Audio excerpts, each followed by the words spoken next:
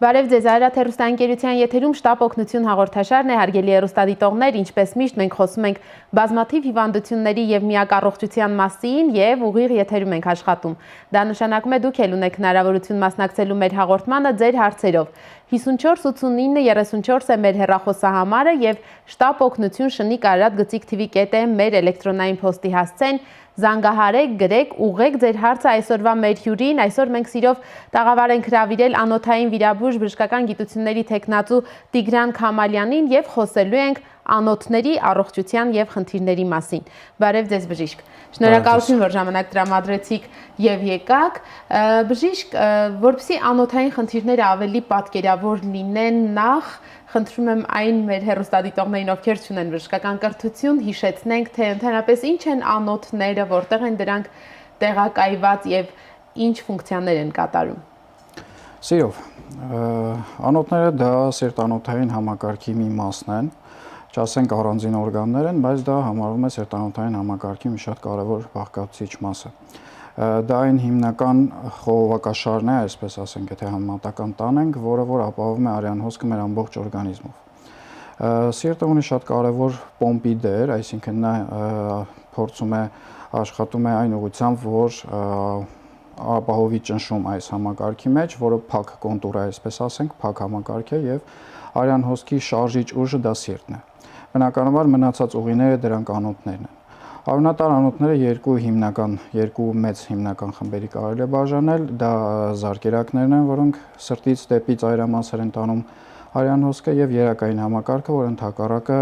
ծայրամասից արդեն օգտագործված ճակերտավոր,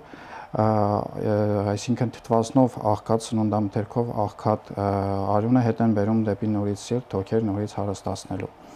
Այս երկու համակարգը իրար կապող օղակ է նաև մազանոթային ցանցը, մազանոթային համակարգը, որ իր հերթին ունի նաև զարկերակային եւ երակային հատվածներ։ Արյունատար անոթներից բացի տարբերում ենք նաև լիմֆատիկ անոթներ, որոնք արդեն ոչ թե արյան հոսք են ապահովում, այլ լիմֆայի մեր օրգանիզմի հեղուկ մասն է դա ընդհանուր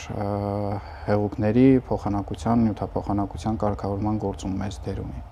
Անոթաբանները նաև լիմֆատիկ փաստորեն անոթների հետ կապված խնդիրներին են առնչվում, թե սա առանձին մասնագիտությամբ բժիշկներին է ուղղված։ Անոթաբանները զբաղվում են նաև լիմֆատիկ համակարգով, իհարկե միգուցե առաջին հայացքից ընդամենը երեք զարկերակ եւ լիմֆատիկ անոթների բաժանելը թվում է թե դրանք առանձնապես մեծ բաներ չեն, մեծ հատվածներ, բաղկացուցիչներ չեն, բայց այնուամենայնիվ գիտության զարգացմանը զուգահեռ արդեն կարիք է առաջանում նույնիսկ տարբերակելու, որպեսզի առանձին մասնագետներ զբաղվեն, մի մասը ասենք զբաղվեն զարկերակներով, մի մասը երակներով, մի մասը լիմֆատիկ համակարգով։ Իհարկե Հայաստանում դեռևս դա մեկ ընդհանուր մասնագիտություն է, դա անոթային վիրաբուժությունն է, ավելի զարգացած երկրներում դրանք մի փոքր արդեն սկսել են դիֆերենցիացիա մտցնել, երևի թե շուտով դա կարվի նաև մեզ մոտ։ Այո, եւ եթե կենտրոնանանք ավելի շատ արյունատար անոթների վրա, մենք ունենք երակներ եւ զարկերակներ, զարկերակը թթվածնով հարուստ արյունը տանում է բոլոր օրգաններին եւ հատվածներին օրգանիզմի, երակները վերադարձնում են եւ ուղարկում նորից սրտով թոքեր, նորից հարստանալու, արդեն աղքատ արյունը։ Դրանք կառուցվածքով նույնպես տարբեր են երակներն ու զարկերակները։ Ինչ հիմնական կառուցվածքային բաժիններ ունեն։ Հիմնականում անոթի պատը ունի 3 հիմնական շերտ, ներքինը, որը էնդոթելիար շերտն է, մկանային շերտ եւ որտեղ հիմնականում էլաստիկ կարկասն է եւ ադվենտիցիալ շերտ, որը շրջապատող հյուսվածքների հետ կապ հաստատող շերտ է, այսպես ասենք, շրջակա հյուսվածքներին միացնող անոթը ֆիքսող թե օրգանի մեջ եւ թե փափուկ հյուսվածքներում։ Դա եւ երակների եւ զարկերակների երկու տեսակ անոթներն էլ ունեն նույնատիպ կառուցվածք, սակայն մի տեսակի անոթների մոտ երակաշռում է մի մաս էլեմենտները ավելի արտահայտված են լինում, մի պարագայի դեպքում այլ։ Բնականաբար զարկերակների պատերը դրանք մի քիչ ավելի էլաստիկ առումով ավելի ամուր կառուցվածք ունեն, քանի որ նրանցում կա ավելի բարձր ճնշում, անմիջապես կապ ունեն սրտի հետ եւ ունեն նաեւ պուլսացվելու հատկություն։ Պուլսացիան ապահովում է ոչ միայն սրտի միջոցով, այլ նաև անոթի պատի։ Այսինքն այդ անոթի պատի տոնուսը եւս շատ մեծ նշանակություն ունի, որպեսզի արյան հոսքը այդ ալիքաձև տարածվի մինչև ամենամերկ ծայրամասային ամենափոքրիկ նույնիսկ մազանոթները։ Երակային պատերը այս առումով մի փոքր այլ են, նրանք մի փոքր ավելի բարակ կառուցվածք ունեն, մի քիչ ավելի քիչ է մկանային եւ էլաստիկ թելերի կառուցվածքը։ Այդ պատճառով նրանք ունեն նաեւ պուլսացվող հոսք, այսինքն երակներում հոսքը կարելի է ասել գծային է առանց պուլսային ալիքների։ Չնայած որ հակադարձ ուղղություն ունեն հոսքի։ Այո, դա մեկ ուրիշ առանձնահատկությունն է մեր օրգանիզմի, բնության կողմից տված պարգևը, մարդը միակ կենդանի արարածն է, որը քայլում է երկու վերջույթների վրա ուղղահայաց դիրքում եւ բնականաբար ֆիզիկայի օրենքներին հակառակ, ծանրության ուժին հակառակ արունը պերիֆերիայից ծայրամասից հետ է հոսում դեպի վերև։ Բնականաբար դա էլ կատարվում է որոշակի այլ մեխանիզմների հաշվին։ Ի տարբերություն զարկերակների, երակային անոթները ունեն փականային ապարատ, այսինքն այս երակներով արյունը դեպի վերև հոսում է միայն նրա հաշվին, որ փականները թույլ չեն տալի նրա հետ հոսքը։ Իհարկե կա նաև այլ մեխանիզմ, հիմնականում խոսք գնում է սրունքի մկանային խմբի մասին, որը կոչվում է մկանային պոմպ, սա եւս նպաստում է իր կծկումների շնորհիվ, որովհետեւ երբ որ կծկվում է, արյունը կարող է տեղաշարժվել մեկ ուղղությամբ, բնականաբար փականների ուղղությամբ դեպի վերև, եւ արդեն փականները արգելակում են հակառակ հոսքը, հետ հոսքը։ Այդ փականները մոտիկ են տեղադրված միմյանց, թե որոշակի տարածություն հետո։ Ինչքան ավելի մեծ տրամագծի է անոթները, այնքան փականների կառուցվածքը մի փոքր այլ է, ավելի գնալով քչանում են, որովհետև ավելի ծայրամասային հատվածներում, բնականաբար ավելի հեռու հատվածներում դրանց անհրաժեշտությունը ավելի շատ է։ Դեպի վերև գումարվում է նաև այս ամենին եւս մեկ մեխանիզմ, դա սրտի ներծծող ֆունկցիան է, երբ արդեն բացասական ճնշման հաշվին կրծքավանդակումի հայտ է գալիս բացասական ճնշում եւ այդ ներծծող ֆունկցիայի հաշվին սա եւս օգնում է, որպեսզի արյունը կարողանա հակառակ ուղղությամբ հոսել։ Եվ փականները ավելի քիչ են եւ դա չի խանգարում առաջանում։ Շատ ավելի քիչ քանակության պրակտիկորեն կարելի ասել եթե չկան վերին վերջույթներում ու գլխի ու պարանոցի շրջանում, քանի որ այստեղ արդեն արյան հոսքը վերևից ներքև է երակային համակարգով։ Ու բնականաբար, երբ որ ախտահարում են փականները շարքից դուրս են գալիս, հայտ են գալիս արդեն մի շարք խնդիրներ, հիվանդություններ կապված հենց հատկապես երակային համակարգի հետ կապված։ Այո, փաստորեն, եթե երակների խնդիրներ են առաջանում, առաջին հենց հարցը գնում է դեպի փականների խափանումը, ճիշտ է։ Թե հնարավոր է պատի հետ կապված նույնպես խնդիրներ լինեն երակի, եթե դա բաց տրավմա չէ։ Հա, բնականաբար բաց տրավմաները դրանք լրիվ ուրիշ խումբ են պաթոլոգիայի, իսկ ինչ վերաբերում է հիվանդություններին, տեսեք, երակային հիվանդությունները, եթե խոսքը գնում է ենթամաշկային եւ խորանիստ երակային համակարգ, ենթամաշկայինը դա անմիջապես մաշկի տակ ենթամաշկային ճարպաբջջանքում գտնվող երակային անոթներն են։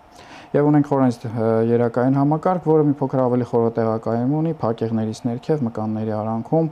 ավելի խոշոր երակներ, ավելի խոշոր տրամագծի երակներն եւ ավելի պաշտպանված, այսինքն օրգանիզմը ավելի կարեւոր անոթներ, ավելի պաշտպանված դիրքերում է տեղակայել։ Սրանք որպես այդպիսին լայնանալ սովորաբար չեն կարող, որովհետև տարածություն չունեն։ Հիմնականում լայնանում են ենթամաշկային երակային ցանցերը, որ դեպի քանի որ մաշկը էլաստիկություն ունի եւ դեպի դուրս առանձնապես հակադարձող ուժ չկա, դեպի դուրս սկսում են լայնանալ։ Քանի որ փականները իրանք ոնց որ երակի պատի այդ էնդոթելի մասին որ խոսեցինք, ներսի շերտի դուպլիկատներն են, ծալքերն են, բնականաբար նրանք կպած են պատերին, երբ որ երակի պատերը միմյանցից հեռանում են, բնականաբար փականների եզրերը նույնպես հեռանում են իրարից։ Սա բերում է ինչի, երբ որ երակը սկսեց լայնանալ, ինչ-ինչ պատճառներով, ընթացքում ի հայտ է գալիս նաև փականային անբավարարություն։ Եվ մյուս կողմից սա արդյունքում բերում է արատավոր օղակի առաջացման, մյուս կողմից եթե ինչ-ինչ պատճառներով ի հայտ է գալիս փականային անբավարարություն, սա էլ բերում է իր հերթին երակների լայնացման։ Ստացվում է նորից փակ արյունը այնպես ինչպես պետք է չի գնում հետ դեպի։ Եվ սկսում է առաջանալ այսպես կոչված ռեֆլյուքս կամ հետ հոսք։ Այո։ Ինչը բնականաբար բերում է նրան, որ էլ ավելի է շարունակում երակների լայնացումը, դա բերում է նրան, որ խանգարվում է տեղային շրջանառությունը, հատկապես ավելի ծայրամասային հատվածներում, սրունքի ստորին հատվածներում, կոճերի մոտ ի հայտ են գալիս արդեն սնուցման խանգարումներ, որովհետև զարկերակով եկող արյունը լիարժեք չի կարողանում երակներով հետ վերադառնա եւ առաջանում է այսպես ասած կանգ, որը բերում է այտուցների առաջացման անունով բժիշկ, հենց դա է վարիկոզը։ Այո, վարիկոզը դա երակների լայնացումն է, որը ավելի բարդացած փուլերում բերում են այս կանգի արդյունքում, որի հետ են գալիս արդեն այտուցներ, Սա արդեն հիվանդության բարդացման փուլերին է գնում եւ այտուցների ֆոնի վրա, երբ որ խանգարվում է միկրոցիրկուլյացիան, այսինքն շրջանառությունը այդ մազանոթային ցանցի մակարդակով արդեն ավելի փոքր անոթների մակարդակով երակային գերճնշման հիպերտենզիայի հետևանքով արդեն կարող են ի հայտ գալ նաեւ սնուցման խանգարումներ, այսպես կոչված տրոֆիկ փոփոխություններ մաշկի, ենթամաշկային հյուսվածքների, որոնք էլ ավելի անտեսելու պարագայում ի հայտ են գալիս բոլորին քաչ հայտնի տրոֆիկ խոցերը։ Այո, սա դուք նկարագրեցիք երակների հետ կատարվող ամենատարածված խնդիրներից վարիկոզի մանրամասները։ Հիմա իսկ որոնք են զարկերակներին բնորոշ ամենատարածված խնդիրները եւ ինչ է տեղի ունենում այդ ժամանակ։ Զարկերակների պարագայում ամենատարածված խնդիրը դա աթերոսկլերոզ կոչվող հիվանդությունն է։ Բնականաբար սա միայն անոթներին չի վերաբերվում, դա ընդհանրապես սիրտ-անոթային համակարգին, բնականաբար նաև սրտին վերաբերվող բավականին մեծ հիվանդությունների խումբ է։ Ծայրամասային անոթների աթերոսկլերոտիկ ախտահարումներով զբաղվում են անոթային վիրաբույժները։ Այո։ Ինչ է տեղի ունենում։ Աթերոսկլերոզի ժամանակ, երբ ի հայտ է գալիս զարկերակի պատի բորբոքային փոփոխություններ, այս ֆոնի վրա բոլորին հայտնի խոլեստերինը սկսում է առաջացնել թիթեղիկներ, ի հայտ է գալիս կրակալում այս թիթեղիկների եւ աստիճանաբար տեղի է ունենում զարկերակի լուսանցքի նեղացում, բնականաբար հետագայում նաեւ որոշ հատվածներ նույնիսկ խցանումներ։ Այո։ Ինչը պարզբանը բերում է սնուցող զարկերակի սնուցող անոթի խցանմանը, դա բերում է նրան, որ առաջանում է սնուցման խանգարում։ Իսկ քանի որ մենք ոնց հասկացանք, արդեն զարկերակները դա շատ ավելի կարևոր անոթներ են այն առումով, որ օրգանիզմը օրգանները եւ հյուսվածքները ապահովում են սնունդով, հաստատեն կոնկրետ որևէ օրգան կամ որևէ վերջույթ, որևէ հյուսված շրջափակման մեջ է հայտնվում։ Այսինքն առաջանում է իշեմիա կոչեցյալը, սնուցման խանգարում, որը արդեն էլ ավելի լուրջ բարդություններով։ Եթե երակային պաթոլոգիայի դեպքում խոսքը գնում էր նրան, որ առաջանում էր հիվանդի կյանքի որակի փոփոխություն, ապա այս դեպքում բացի այն, որ կարող է լինել կյանքի որակի փոփոխությունը, արդեն կարող են լինել նաև կյանքին լուրջ վտանգ սպառնացող բարդություններ, կախված նրանից, թե որ անոթը, որ օրգանի կամ վերհյուսվածքի կարող է խցանվել։ Օրինակ, ենթադրենք, հենց սրտից սկսենք, եթե սրտի զարկերակները, կորոնար զարկերակներում առաջանում են խցանում, զարգանում է ինֆարկտ։ Բնականաբար պարզ է բոլորին ինֆարկտը ինչ հետևանքներ կարող է թողնել, ընդհանուր մինչև մահ։ Իսկ պերիֆերիկ զարկերակներում եւ զարկերակային մազանոթներում ինչը կարող է դառնալ դրա պատճառ, հենց այդ խոլեստերինի բարձրացումից բացի քանակի։ Ուրեմն խոլեստերինը դա հիմնական պատճառը չէ։ Խոլեստերինը արդեն հետագայում գումարվող մեխանիզմներից մեկն է։ Հիմնական պատճառը անոթի պատում տեղի ունեցող բազմապիսի բորբոքային ոչ ինֆեկցիոն ասեպտիկ բորբոքային ռեակցիաներն են։ Նախկինում ամբողջ մեղքը կարելի է ասել բարդում էին հենց խոլեստերինի վրա, որ խոլեստերինը մեղավոր որ առաջացավ այս աթերոսկլերոզ կոչեցյալը։ Սակայն ներկայումս մի շարք տեսություններ, մի շարք հետազոտություններ արդեն խոսում են նրա մասին, որ խոլեստերինը առողջ անոթի պատը չի վնասում, դա մեր օրգանիզմի շատ օգտակար եւ կարեւոր նյութ է։ Այո։ Խոլեստերինը սկսում է տեղավորվել այնտեղ, որտեղ արդեն կա խնդիր։ Եվ իհարկե արդյունքում առաջանում են այդ խոլեստերինային թիթեղիկները, որը կարող է բերել նեղացման։ Նեղացումը կարող է լինել կարճ տարածության վրա, կարող է լինել բավականին երկար 20-30 սանտիմետրի հասնող, նույնիսկ որոշ դեպքեր կա բարձի թողի դեպքեր, երբ ամբողջ վերջույթի զարկերակները կարող են խցանված լինել եւ բնականաբար սա արդեն կարող է բերել լուրջ բարդությունների։ Պարզ է։ Բժիշկ, իսկ ավշային անոթների դեպքում երակների եւ զարկերակների նման տարանջատում այնտեղ չկա, որովհետեւ այս դեպքում սիրտ գոյություն չունի, որ պոմպի պես ղեկավարի այդ ամենը եւ ցանց է ավելի շատ։ Այս դեպքում նույնպես պատի հետ է լինում խնդիրը, որ ավշային հանգույցներում խնդիրներ են առաջանում, թե մեկ ուրիշ մեխանիզմ է գործում։ Տեսեք, ուրեմն ավշային համակարգը մի փոքր այլ կառուցվածք ունի։ Այստեղ այո, տարբերակում չկա, բայց տարբերություն անոթային արյունային արյունատար անոթների ավշային համակարգում կա այսպես կոչված ավշային գեղձեր։ Ավշային անոթները մեծ տրամագծի անոթներ գրեթե չունեն։ Այո։ Դա հիմնականում կա կրծքավանդակում մեկ հզոր մեծ ծորան, բայց հատկապես վերջույթների դրանք արտահայտված են ենթամաշկային ճարպային շերտում գտնվող, հիմնականում այդ շերտում գտնվող մազանոթային ավշային մազանոթային ցանցի տեսքով։ Այսինքն դրանք փոքր ցանցային տեսք ունեցող անոթներ են։ Ուրեմն այստեղ խնդիրը հիմնականում երկու տեսակ է կարող լինել։ կամ ինչ պատճառներով, օրինակ ինֆեկցիոն որևէ բորբոքման պատճառով ի հայտ է գալիս ավշային հանգույցների մեծացում, կամ արյան համակարգի որևէ կամ լեյկոզների հետևանքով, կամ հենց լիմֆոմաների, то есть ավշային համակարգի ուռուցքային գոյացումի ի հայտ են գալիս ավշային հանգույցների բորբոքում, կամ ասենք որևէ վիրահատական միջամտության արդյունքում երբ հեռացվում են ավշային հանգույցներ, իսկ ավշային հանգույցները, այսպես ասած, ոնց որ հանդիսանում են դարպասներ, այսինքն ավշային հոսքի որևէ հատվածում հիմնականում դրանք վերջույթների պարագայում դա ծալքերի շրջանում է, հատկապես աճուկային ծալքում,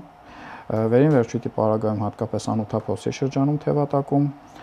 եւ այս կամ այն միջամտության արդյունքում կամ հիվանդության արդյունքում, եթե ախտահարվում են ավշային հանգույցները, իրենցից ավելի ծայրամաս եղած հատվածներում բնականաբար ավշային կանգ է առաջանում։ Այն ինչը կոչվում է լիմֆոստազ։ Այո, տերմինով դա կոչվում է լիմֆոստազ կամ ավշային կանգ։ Դա բերում է նրան, որ ի հայտ են գալիս այտուցներ, դա հիմնական ախտանիշն է լիմֆոստազի եւ ի հայտ են գալիս այտուցներ։ Բժիշկ, մի քանի օր առաջ հեռուստադիտողներից մեկն էր զանգահարել եւ հենց լիմֆոստազի մասին էր հարցնում։ Խնդրում եմ ասեք, դա ասենք թե եթե ձեռքի օրինակով, հա, կամ ոտքի նկարագրելու լինեք, կանգ առաջացավ, նորից այտուց առաջացավ, դա նույնպես կբերի անցանկալի հետևանքների եւ ինչ պետք է անել այս դեպքում դրանից ազատվելու համար։ Մենք նկարագրեցինք մի տեսակը լիմֆոստազի, երբ որ ախտահարվում են առաջնահերթ ավշային հանգույցները։ Մյուս տեսակը, որ հատկապես վերաբերում է հենց ծայրամասերին, վերին վերջույթի կամ ստորին վերջույթի, դա այն դեպքերն են, երբ ախտահարվում է այդ մանր մազանոթային ավշային մազանոթային ցանցը։ Այս կամ այն հիվանդության արդյունքում հատկապես դա ավելի շատ լինում է, երբ որ լինում են փափուկ հյուսվածքների ինֆեկցիոն հիվանդություններ, ամենատարածվածը դրանց կարմիր քամի հիվանդությունը կամ շատ հաճախ լինում է նաև տրավմաներից հետո, հոդախախտերից հետո, երկար գիպսային վիրակապերից հետո, երբ կա պասիվություն, անշարժություն, դա բերում է նրան, որ այդ բորբոքումների արդյունքում հատկապես մազանոթային ցանցի մի որոշակի հատվածը կանգի արդյունքում վերջիվերջո խցանվում են։ Այո։ Եվ քանի որ այստեղ հիմնական հոսքը 1-2 մեծ անոթով չէր, այլ ընդհանուր ցանցով, ցանցի մի որոշակի մասի պակասելը, քչանալը քանակային առանձուտ լայնական հատույթով եթե վերցնենք, արդեն բերում է նրան, որ առաջանում է կանգ, առաջանում է հոսքի անբավարարություն, ինչը արտահայտվում է հիմնականում այտուցով։ Ցավ այդ դեպքում նույնպես լինում է կամ բնականաբար, եթե այտուցները բավականին արտահայտված լինեն, դա կարող է նաև արտահայտվել ցավային համախտանիշով։ Հիմնականում ցավը սուր գրեթե չի լինում, դա բութ ցավեր են, հիմնականում ծանրության զգացողություն, տպավորություն, որ ոտքից ինչ-որ մի բան է կախված, ինչ-որ մի բան է քաշվում եւ սրա անտեսումը բերում է նրան, որ աշճանաբար առաջանում է նաև այս այտուցը բերում է նրան, որ առաջանում է մաշկի դեֆորմացիա, փակեղային շերտի դեֆորմացիա, որը կամաց ավելի ուշ փուլերում վերածվում է փղախտի։ Փղախտը դա արդեն լիմֆոստազի բարդություն որպես ի հայտ են գալիս մաշկային ծալքեր, վերջույթը վերածվում է, համեմատում են փղի ոտքի հետ, ծալքավոր, այնտեղից հենց գալիս է փղախտ արտահայտությունը։ Դա արդեն անդառնալի վիճակ է։ Այո, կարելի ասել անդառնալի վիճակ է, որովհետև գործնականում չկա որևէ բուժման մեթոդ, որով հնարավոր լինի լիմֆոստազը լիարժեք բուժել, լիարժեք վերացնել։ Նույնիսկ եթե վաղ միջամտության պահին է հիվանդը ասենք թե դիմել։ Վաղ փուլերում դիմելու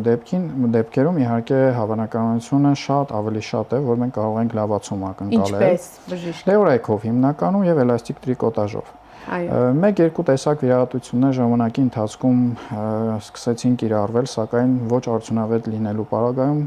գործնականում այս վիրահատությունները առօրյա ցանկից դուրս մնացին եւ ներկայումս կիրառելի չեն։ Բժիշկ, իսկ մերսումը։ Մերսումը գրագետ մերսում է իհարկե, որովհետև դա ուղղակի մերսում չէ, դա պետք է հաշվի առնել անոթային այդ ցանցի կառուցվածքը եւ կան հատոկ մերսող սարքեր, որոնք ոչ թե ուղղակի մերսում են, այլ ապահովում են աստիճանական ճնշման քայլային ճնշում ծայրամասից դեպի կենտրոն։ Դա եթե պատկերավոր ասել եմ, ճնշման սարքավորումն է, ճնշման չափելու սարքավորումն է բոլորին հայտնի որ կա, այն բարձիկը, որի մեջ օդ է լցվում, պատկերացրեք մի քանի նմանատիպ բարձիկներ իրար միացած, որը ունի հերթով միացնում է։ Ճտկակոշիկի տեսք ունի մոտավորապես, դա հագնում են ոտքին կամ ձեռքին եւ ծայրամասից դեպի ավելի կենտրոն աշճանալական սեղմումով, այսպես ասած, քամում ենք վերջույթից այդ լիմֆատիկ կանգ այդ լիմֆատիկ խոսքը։ Դոզավորված բնականաբար ես դրա համար շեշտեցի գրագետ մեր սման պարագայում։ Բնականաբար էլի այսինքն դա պետք է բարբերական բնույթ կդի ներողություն որ ձեզ ընդհատեցի բժիշկ, այսինքն այսպես թե այնպես նորից հնարավոր է որ այդ այտուցը առաջանա եւ նորից մեխանիկորեն հետ ուղարկի։ Միանշանակ։ Մեխանիկորեն հետ ուղարկելը բնականաբար դա դեռևս բուժում չի նշանակում։ Դա մեթոդներից մեկն է ուղղակի դատարկելու այդ պահին։ Հետագայում շատ ավելի կարևոր է էլաստիկ տրիկոտաժի, կոմպրեսիոն գուլպաների, կիսագուլպաների, կախված թե որ հատվածում է, կիրառումը, որոնք նման հիվանդների պարագայում կարելի ասել դա մշտական բնույթ պետք է կրի, այսինքն պետք է օգտագործեն մշտապես այդ գուլպաները։ Բժիշկ, իսկ այս դեպքում լիմֆոստազի դեպքում դեղորայքը քայլ է դեպի հեռացված, ասենք թե եթե հեռացման տարբերակը դիտարկենք, ավշային հանգույցի փոխարինումը։ Ցավոք չկա որևէ դեղորայք, որը որ կարողանա փոխարինել։ Բոլոր դեղորայքը, որը որ կա պրակտիկայում, որը կիրառվում է, դրանք մեկ նպատակ ունեն՝ եղած անոթներով, մնացած անոթներով հոսքը լավացնելու։ Այո։ Այսինքն փորձելու կոմպենսացնելու վիճակը։ Վերականգնել ցավոք արդեն ոչինչ հնարավոր չի։ Դա հատկապես շատ արտահայտվում է ռադիկալ մաստեկտոմիայից, կրծքագեղձի ուռուցքի հեռացումից հետո, երբ ռադիկալ մաստեկտոմիա կա, դա ոչ թե որպես բարդություն է վիրահատության, դա բնականաբար պլանավորված հեռացումն է ավշային փաթեթի, ավշային համակարգի, որը բնականաբար բերում է ավելի ծայրամասի տվյալ կողմի վերին վերջույթի այտուցների լիմֆոստազի զարգացմանը։ Վերին վերջույթի համար նույնպես կա էլաստիկ տրիկոտաժ ձեռնոցներ երկար մինչև ուսը հասնող, որը որ կիրառում է վերին վերջույթի լիմֆոստազների դեմ, այ հատկապես ռադիկալ մաստեկտոմիաներից հետո։ Այո, մենք ունենք հեռախոսազանգ նաև արդեն էլեկտրոնայինով հարցեր, լսենք հեռուստադիտողին, բժիշկ, ալո։ Ալո, բարի երեկո ձեզ, ողջունում եմ ձեր հաղորդաշարը եւ ուզում եմ հարցս ուղղել բժշկին։ Ես տարել եմ սրտամկանի ինֆարկտ, ուզում եմ ինձ տեղադրել ստենտ, բայց ասեցին երկու անոթները խցանված են եւ լայնացած։ Ասեցին միայն որ դա պետք է կատարվի դեղորայքային բուժումով։ Իսկ դուք ինչ եք ասում, ինչպես կարելի է վիրահատական միջամտություն ցուցաբերել։ Շնորհակալություն։ Շնորհակալություն։ Շատ սրտաբաններին ուղղված հարց։ Բնականաբար ավելի շատ, բայց փորձեմ ինչ որ գոնե հուշող պատասխաններ տամ։ Ինչ առումով, ուրեմն ծայրամասային անոթները նույնպես ենթակա են ստենտավորման, շունտավորման, ոնց որ եւ սրտի անոթները, դա ցածր ինվազիվ վիրահատական եղանակների շարքին է պատկանում, որը այսօր գնալով ավելի թափ է հավաքում այս ուղղությունը գիտության։ Բնականաբար հիմնական նպատակը դա քիչ տրավմատիզմն է։ Սակայն որոշ դեպքերում դա միշտ չէ որ հնարավոր է եւ որոշ դեպքերում ստենտավորումը ուղղակի կիրառելի չէ, այո։ Եթե կա լայնացած դեֆորմացված անոթներ, իսկ ստենտերը դրանք մի տեսակ կառուցվածք ունեն, մի տրամագծի են սովորաբար եւ հավանականություն կա, որ դա լիարժեք չի գործի, չի ապահովի այն արդյունքը, որը մենք կուզենայինք։ Նման դեպքերում ավելի հաճախ արվում են շունտավորումներ։ Շունտավորումներ անելու համար պետք է ունենալ նաև շունտը ստենտից ինչով է տարբերվում։ Տեսեք, ստենտը դա ներանոթային պարույր է, մետաղական գործվածք, որը որ ունի այսպես կոչված հիշողությամբ մետաղային համաձուլվածքից է կառուցված, որը որ փակ վիճակում ուղղակի մի հատ բարակ մետաղալարի տեսք ունի, իսկ երբ որ մենք այդ հատուկ սարքմիջոցով տեղադրում, ինքը բացվում է ընդունում է նախկին գործանային ձևը, որը որ նախատեսված է։ Բնականաբար կոնկրետ տրամագծով, կոնկրետ երկարությամբ։ Շունտը դա այսպես ասենք արհեստական անոթ կամ անոթային պրոթեզն է, դա գործվածքից խողովակ է, որը ուղղակի շրջանցող ճանապարհ է ստեղծում, դա ոչ թե հենց իր հիվանդի անոթը չենք բացում, այլ ստեղծում ենք շրջանցող ճանապարհ։ Եվ միևնույն ժամանակ կա նաև այսպես կոչված աուտովենոզ շունտավորում, երբ օրգանիզմից վերցրած երակի միջոցով կատարում ենք շունտավորում եւ ոչ թե արհեստական նյութով։ Նույնը կատարվում է նաև սրտային վիրաբուժության մեջ։ Այսինքն ունենք ստենտավորում, ունենք շունտավորում, հիմնականում սրտային վիրաբուժության մեջ շունտավորում դա արհեստական նյութերով չի արվում, դա արվում է աուտովենայով, երակով։ Եվ բաց վիրահատություն է։ Եվ դա արդեն բաց վիրահատություն է, բնականաբար բավականին ծավալուն, բավականին դժվար։ Բայց թե ստենտավորման եւ թե շունտավորման համար կարևոր ցուցումներից մեկը նա է, որ այդ նեղացած հատվածից ավելի ծայրամասային հատվածում մենք պետք է ունենանք բաց անոթ։ Այսինքն որ մենք տեղ ունենանք ինչին ուղենք արյան հոսքը։ Այո։ Եթե դա չունենք, կան իհարկե որոշ դեպքեր, հա, իհարկե, երբ որ դա իմաստ չունի ուղղակի։ Եթե մենք նեղացած կամ խցանված հատվածը բացենք ու իրանից հետո շարունակությունը նույնպես խցանված է, բնականաբար արյունը նորից գնալու տեղ չունի, մեր դրած ստենտը, շունտը եւ այլն ամեն ինչն կխցանվի։ Արդյունավետություն ունենում է այս դեպքում։ Բնականաբար ցանկալի կլիներ, որ դեղորայք ամեն դեպքում կիրառվում է, նույնիսկ ստենտավորման կամ շունտավորման։ Բնականաբար ցանկալի կլիներ բացել հիվանդի սեփական հյուսվածքները, սեփական անոթը։ Բայց այսպես ասենք, դա ճարարյալ մեթոդ է, երբ որ չկա արդեն որևէ հնարավորություն վիրահատական, վիրաբուժական որևէ ակտիվ միջամտություն կիրառելու, բնականաբար այլընտրանք չունենք, դա հիմնականում մնում է դեղորայքային բուժումը։ Նույնը գրեթե մոտավորապես նույն պատկերը սրտի դեպքում է։ Ընթերցեմ այստեղ ստացված հարցը, հարգելի բժիշկ, վերջերս զգում եմ, որ մատներիս ծայրերը անզգայացած են, ինքս դա կապում եմ սմարթֆոն օգտագործելու հետ, բայց հնարավոր է այն լինի նաև արյան թեր մատակարարման հետևանք, ինչ կասեք։ Թմրածությունը հատկապես ծայրամասային հատվածներում մի քանի պատճառ կարող է ունենալ, դա անպայման չէ, որ դա ունի անոթային ծագման։ Իհարկե անոթային ծագման նույնպես կարող է լինել համակարգային հիվանդությունների արդյունքում, ռևմատոլոգիական հիվանդությունների արդյունքում, որը ի վերջո նորից բերում են փոքր անոթային ցանցի ախտահարման եւ էլի արդյունքում դա անոթային ցանցի ախտահարում է եւ կարող է լինել ներվային վերջույթների հետ կապված ախտահարումներ կամ նույնիսկ դա ոչ թե ծայրամասային, այլ կենտրոնական ծագման կարող է լինել, այսպես կոչված օստեոխոնդրոզ բոլորին հայտնի, իհարկե օստեոխոնդրոզ ախտորոշում ներկայումս արդեն չկա, շատ ավելի կոնկրետ ախտորոշումներ են դրում, բայց ինձ ընդհանուր ասելու եթե լինենք, այ օստեոխոնդրոզի արդյունքում հատկապես պարանոցային հատվածի օստեոխոնդրոզի արդյունքում հնարավոր է ձեռքի մատչելի թմրածություն առաջանա։ Հասկանալի է։ Դա կարող է լինել նույնիսկ դիրքային, այսինքն երբ որ ինչ-որ հարկադրական, հա, նույն пассив դիրքում գտնվելու արդյունքում դա էլի ողնաշարային ներվային ծագման թմրածություն կարող է հայտ գալ։ Այսինքն պետք է հետազոտվի եւ ավելի որպեսզի կոնկրետ հասկացվի թե ինչն է պատճառը։ Բժիշկ, մենք արդեն զանգ ունենք, բայց այստեղ նույնպես ստացել ենք հարց, սպասում է հեռուստադիտողը, ընթերցեմ, հետո լսենք։ Բարի երեկո, բժիշկ Քամալյան, ոտքերս շատ այտուցվում են, գույնը մուգ կարմիր, նույնիսկ մի քիչ կապտավուն, ասեմ, որ սիրտ-թոքային անբավարարություն ունեմ եւ դիաբետ, բայց հավատացեք ինձ միզամուղ դեղորայքից սարսափելի վատ եմ զգում, այտուցն ավելանում է, ալերգիկ եւ նևրոտիկ ռեակցիաներ են սկսվում, ինչ այլ տարբերակ կառաջարկեք այս վիճակից դուրս գալու համար։ Բնականաբար հարցը էլի սրտաբանային ուղղվածություն ուներ, բայց ամեն դեպքում փորձեմ պատասխանել։ Սիրտանոթային անբավարարությունը, դա ընդհանուր կա այսպեսի տերմին, սիրտանոթային եւ սրտային անբավարարություն, այսինքն ծագում ավելի շատ սրտային է, վերում է նրան, որ առաջանում են ծայրամասային այտուցներ։ Կարմրածությունը եւ կապտավուն ֆոնը դա ի հայտ է գալիս հենց այտուցների հաշվին, այսինքն դա առանձին ախտանիշ չէ, դա այտուցների հետևանք է, քանի որ այտուցը բերում է նրան, որ այդ միկրոցիրկուլյացիան է խախտվում եւ այն իմ նշած մազանոթային ցանցի մակարդակով ճնշում է առաջանում հենց այտուցի կողմից այս ցանցի վրա։ Ինչ վերաբերվում է միզամուղներին, ասեմ, որ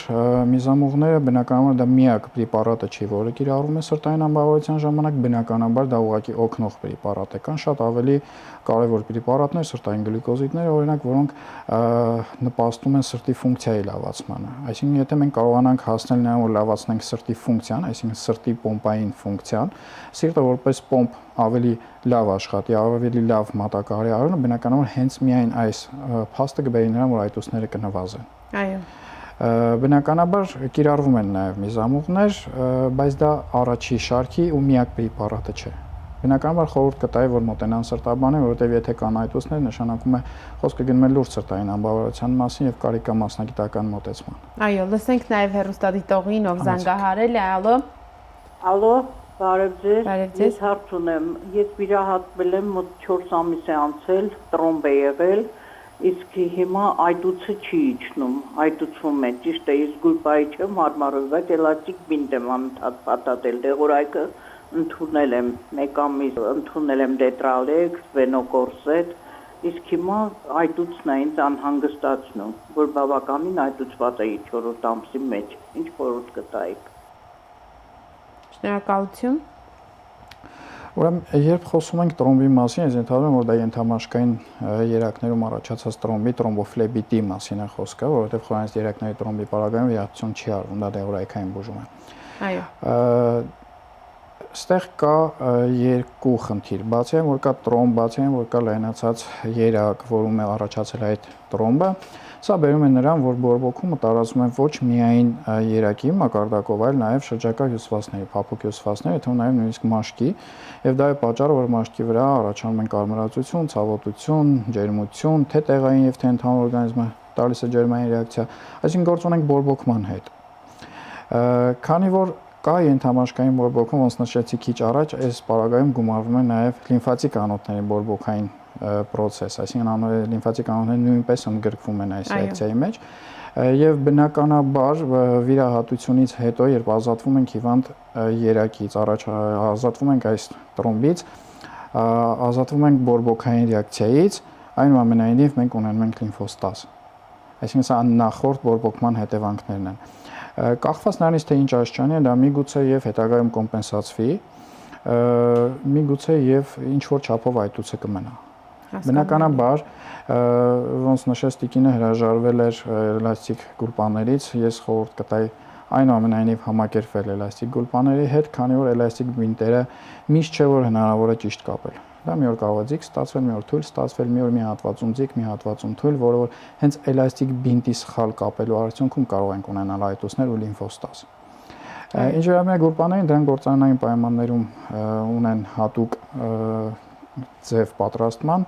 ճնշման տարբերությունները կոճերի մոտ եւ ավելի վերև հատվածներում դա պատահական չի, դա ընտրված է հաշվի առնելով բոյ, քաշ, սրունքի տրամագիծ, ու ամենայնիվ խորհուրդ կտայի համակերպվել գուլպաների հետ, դա շատ ավելի օգտակար միջոց են, քան էլաստիկ բինտերը։ Այո, բժիշկ, վերադառնանք անոթային խնդիրներին, եթե զարկերակային եւ երակային խնդիրները, այսինքն աթերոսկլերոզն ու վարիկոզային լայնացումը դիտարկելու լինենք, դրանք նույն տիպի ախտանշաններով են ի հայտ գալիս, թե տարբեր են նաեւ ախտանշաններով եւ որոնք են ամենաառաջին ախտանշանները, որ մարդուն պետք է տանեն անոթների մասնագետի մոտ, հա, եթե ոչ միանգամից վիրաբուժի։ Բնականաբար ախտանիշները նույնը չեն, դրանք կարելի է դիտարկել որպես նույնիսկ առանձին համակարգեր, չնայած նորից եմ ուզում նշել, որ դա փակ համակարգ է, մեկը մյուսի վրա հետ անմիջական կապ ունեցող, բայց այնուամենայնիվ ախտանիշներում բնականաբար պետք է տարբերվեն։ Զարկերակների պարագայում հիմնական գանգատը, եթե խոսենք վերջույթների զարկերակների ախտարման մասին, դա ամենասկզբնական փուլերում ի հայտ է գալիս սառնության զգացողություն, ամենահաճախ հանդիպող ախտանիշը դա սառնության զգացողությունն է, աստիճանաբար ի հայտ է գալիս հոգնածություն մկաններում, բռնվածության զգացողություն, հատկապես որը ուժեղանում է քայլելիս, կա ընդմիջվող կաղություն տերմին։ Ընդմիջվող կաղությունը դա այն դեպքն է, երբ հիվանդը քայլում է որոշակի տարածություն ու հատկապես ձկնամկանների շրջանում ի հայտ եկող ցավերից ստիպված է լինում կանգնել։ 1 րոպե, 2 րոպե, 5 րոպե, որոշ ժամանակ անց շրջանառությունը, երբ որ օրգանիզմի ուժերով կոմպենսացում, հիվանդը շարունակում է քայլել, նորից որոշ տարածություն հետո ստիպված է լինում կանգնել։ Սա հիմնական ամենատիպիկ ախտանիշն է, որը որ խոսում է զարկերակների ախտարման, զարկերակների խցանման կամ խիստ նեղացման, կրիտիկական նեղացման մասին։ Իսկ այդ սառնությունը վերջույթներում սեզոնի հետ կապվում է, թե ցանկացած սեզոնի կարող է մարդը զգալ, որ ասենք թե ոտքերը սառում են։ Ունենք զարկերակների խնդիր, նույնիսկ շրջեհանակին հիվանդի ոտքերը կարող են սառել։ Բնականաբար մեր օրգանիզմի ջերմակարգավորումը կատարվում է հաշիվ արյան համակարգի։ Մեր օրգանիզմում մենք քանի որ օծեր չենք, դա պարզ է, սառնարյուն չենք, բայց մարդիկ կան, որ սեզոնի հետ են դա շատ կապում եւ Դեմ չեմ, բնականաբար սեզոնը նույնպես կարող է ազդել, ցուրտ եղանակին բոլորի մոտ էլ վերջույթները սառում են, բայց զարկերակների պաթոլոգիայի դեպքում նույնիսկ տաք եղանակին հիվանդները հաճախ նշում են, որ իրենք ունեն տաք հագուստ կրելու անհրաժեշտություն, իրենց տաքը դուր է գալիս։ Իսկ երակների դեպքում հակառակը տաքանում է թե։ Դեպքում, եթե երակները շատ արտահայտված են, այո, կարող է լինել նաև տաքության զգացողություն, դա արդեն ավելորդ քանակի արյան պատճառով։ Այդ ջերմություն ապահովող տարը ամեն դեպքում դա արյունն է։ Բայց երակների դեպքում շատ ավելի ցայտուն կլինիկական նշաններ կան, եթե խոսում ենք վարիկոզի մասին, հենց վարիկոզը ակնառու պատկեր ունի, դա աչքով շատ լավ երևացող երակային հանգույցների մազանոթային ցանցերի առկայությունն է։ Բնականաբար ավելի ուշ փուլերում գումարվում են նաև այտուցներ, հոգնածության, ծանրության զգացողություն, հատկապես օրվա երկրորդ կեսին, եւ ավելի ուշ փուլերում, ինչպես նշել եմ, մաշկի տրոֆիկ փոփոխություններ, ել ավելի ուշ փուլերում տրոֆիկ խոցերի հայտ կար։ Խոցեր, այո։ Բժիշկ, եթե մարդը, ասենք թե նախնական առաջին փուլերում է արդեն դիմել եւ ինչ որ բողոքներ ունի եւ այլն, այսինքն երբ խնդիրը ակնառու չէ, բացահայտ չէ այդքան, չնայած երևի այդ դեպքում էլ որոշակի սարքավորումներով հետազոտությունների կարիք է լինում, ինչպես է տեղի ունենում ախտորոշումը, ինչ հետազոտությունների են նրանք գնում, պարտադիր է այդ դուպլեքս կոչվածը, միայն դուպլեքս կոչվածն է լինելու, թե հնարավոր է նաև MRT, ԿՏ հետազոտության գնան մարդիկ։ Ուրեմն ամենակարևորը դա առաջնային զննումն է բժշկի կողմից, մասնագետի աչքերով տեսնելը, որովհետև շատ դեպքեր կան, երբ որ արդեն մինչև որևէ հետազոտության ուղղակի կարելի ասել հիմնական պատկերը գրեթե պարզ է, հատկապես եթե խոսում ենք երակային համակարգի մասին։ Բնականաբար դա չի նշանակում պետք չի հետազոտել եւ պետք է բավարարվել միայն տեսքով, որովհետեւ մենք տեսնում ենք հիմնականում ենթամաշկային երակային համակարգը եւ կա նաեւ խորանիստ համակարգ, որում ինչ է կատարվում, ինչ վիճակում են փականները, կա հետոսք, չկա հետոսք, բնականաբար աչքով տեսնել հնարավոր չի։ Նույնը զարկերակների պարագայում ամենածայրամասային հատվածներում հնարավոր է շոշափել զարկերակները, կա արդյոք պուլսացիա թե չկա։ Բայց սա իհարկե եւս սուբյեկտիվ եղանակ է, միգուցե հենց բժիշկ իր մատերի պուլսացիան զգալով թույլ տա սխալ, ասենց ասենք։ Այո, այո։ Բնականաբար հետազոտման մեթոդները կիրառվում են, ամենալայն տարածվածը ձեր նշած դուպլեքս հետազոտությունն է, որը ուլտրազայնային հետազոտության տեսակ է, որը հատկապես ինֆորմացիա է տալիս բժշկին անոթային համակարգի մասին։ Իհարկե գնահատվում է նաև լիմֆատիկ կանգ կա թե ոչ, լիմֆատիկ հանգույցները ոնց են, շրջակա հյուսվածքներում, քանի որ դա սոնոգրաֆիա եղանակ է, բնականաբար շրջակա փափուկ հյուսվածքները եւս տեսանել են, եւ թե որևէ խնդիր կա, օրինակ, ասենք թե անոթի վրա ճնշող որևէ գոյացություն դրսի կողմից անոթի պատի վրա ճնշող, դա նույնպես կարելի է հայտնաբերել։ Ահա։ Երակների պարագայում կարելի է ասել, որ դուպլեքս հետազոտությունը լիարժեք բավարարում է բժշկի պահանջներին։ Զարկերակների պարագայում մի փոքր այլ է, քանի որ զարկերակների պարագայում մենք փորձում ենք հասկանալ ոչ միայն տեղակայումը նեղացման, այլ ինչ աստիճանի են նեղացած, ինչ տոկոսով են նեղացած, ինչ տարածությամբ են նեղացված։ Մեզ պետք է թե անատոմիան, մեզ պետք է թե հոսքերը, հեմոդինամիկան, այսինքն այս ամենի համար նյութեր ներարկելու տարբերակ նույնպես գործում է։ Կիրառվում է MS-ԿՏ անգիոգրաֆիա հետազոտությունը, սպիրալային կոմպյուտերային տոմոգրաֆիան կոնտրաստավորումով, որը հնարավորություն է տալիս նույնիսկ հիվանդին, բժիշկ լինելով հանդերձ, արդեն պատկերացնել, թե ինչ է կատարվում։ Առավել ևս, որ այս պարագայում կատարվում է նաև 3D մոդելավորում, որի արդյունքում նույնիսկ կարելի է բոլոր կողմերից պատկերացնել, թե ինչ վիճակում է անոթը, ինչ է կատարվում անոթի լայնական հատույթի մակարդակով, ինչ է կատարվում դրսից, ինչ աստիճանի ծռվածություն, խցանում կամ թեփություն։ Դա Հայաստանում հնարավոր է։ Հայաստանում մի քանի բժշկական կենտրոններում դա արդեն կիրառելի է։ Դա համեմատաբար վերջերս է կիրառվում Հայաստանում, բայց արդեն պրակտիկորեն բավականին մեծ կիրառություն ունի, կարելի ասել մեծ զարկերակային վիրահատությունների մենք առանց MS-ԿՏ անգիոգրաֆիայի պրակտիկորեն չենք գնում։ MS-ԿՏ, այսինքն հենց անոթների մուլտիսպիրալային կոմպյուտերային տոմոգրաֆիա, դա MS-ԿՏ հապավումը, անգիոգրաֆիա անոթների նկարագրում կոնտրաստ նյութով, ասենք ասենք։ Բժիշկ, անոթների ուռուցքներ լինում են։ Անոթային ծագման ուռուցքներ լինում են, դրանք հիմնականում բարորակ ծագման ուռուցքներ են, բոլորին շատ հայտնի հեմանգիոմաներն են։ Ներսային պատին, այսինքն թե հնարավոր է հիմնականում անոթային ցանցերի տեսքով են արտադրվում, այսինքն ոչ թե դա մի անոթի պատի վրա է գոյանում, այլ կա անոթային խուրձ ձևավորված, անոթային խորոչներ, կավեռնաներ, այսպես ասենք, որը հիմնականում բնածին է հայտ գալիս։ Հեմանջանները հիմնականում բնածին ծագում են ունեն, դրանք որպես բնածին արատներ են գնահատվում, բայց արդյունքում դրանք անոթային ծագման ուռուցքներ են։ Բախտի բերմամբ դրանք բավարար են, մեծ մասամբ դեպքերում կյանքի առաջի տարում մինչև 1 տարեկան, 1.5 տարեկան մի մասը հետ են զարգանում օրգանիզմի աճին զուգահեռ սրանք հետ են զարգանում, մի մասը մնում են ստիպված են լինում որոշակի ինչ-որ միջամտություններ կիրառել։ Կա անոթի պատից զարգացող մեկ այլ ուռուցք, որը հիմնականում ամենահաճախ է, իհարկե մի քանի այլ տեղակայում նույնպես ունի, բայց ամենահաճախը հանդիպում է քնային զարկերակների շրջանում պարանոցի վրա։ Դա անոթի պատի քեմոռեցեպտորներից, դրանք հատուկ սենսոր ռեցեպտորներ են, նյարդային վերջույթներ են, որոնք կարգավորում են մեր օրգանիզմում զարկերակային ճնշումը, բայց հաճախ այս ուռուցքներից ձևավորվում է բջիջներից, այս սենսոր բջիջներից ձևավորվում է ուռուցք, որը հատկապես ավելի շատ հանդիպում է քնային զարկերակի կիսման բիֆուրկացիայի հատվածում։ Այո։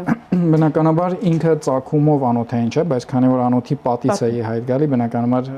էլի հանդիպում է դա անոթային վիրաբույժներին եւ դրանով զբաղվում են անոթային վիրաբույժները։ Այս հարցերին եւ նաեւ անոթային խնդիրների բուժման հարցերին այսօր չհասցրեցինք անդրադառնալ, հուսով եմ էլի առիթ կունենանք եթերում հանդիպելու բժիշկ։ Մեր ժամանակը այսօր սպառվեց, շնորհակալ եմ շատ հետաքրքիր եւ մանրամասն զրույցի համար։ Հարգելի հեռուստադիտողներ, հիշեցնեմ այսօր մեր տաղավարում էր Տիգրան Քամալյանը, անոթային վիրաբույժ, բժշկական գիտությունների թեկնածու։ Եթե դուք ուզում եք նորից լսել հարցերի պատասխանները բժշկից, պարզապես մտեք YouTube կամ համացանց հայերեն տառերով հավաքեք շտապ օգնություն, Արարատ հեռուստաընկերություն եւ բժշկի անուն ազգանունը կբերի նաեւ այսօրվա հաղորդումը, իսկ բուժմանը կանդրադառնանք մեկ այլ թողարկման ժամանակ։ Այսօրվա համար այսքանը, մինչ հանդիպում, առողջ եղեք։